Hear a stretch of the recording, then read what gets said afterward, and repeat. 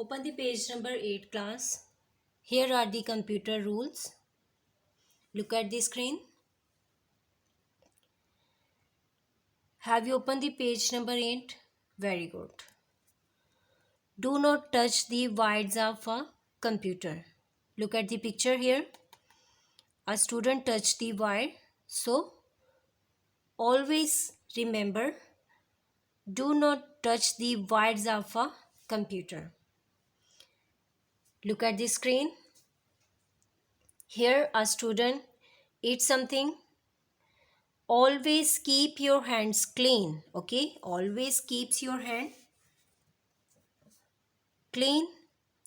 Dirty hands will make the computer dirty. So there are the two rules we learn. If you enter the computer lab, first of all class, you do not touch the wires, and also your hand should be clean. Don't eat anything in the computer lab, at your school, at home. Do not touch dirty hands with your computer, and also don't touch the wides of computer. Okay? Remember these two rules. Very good.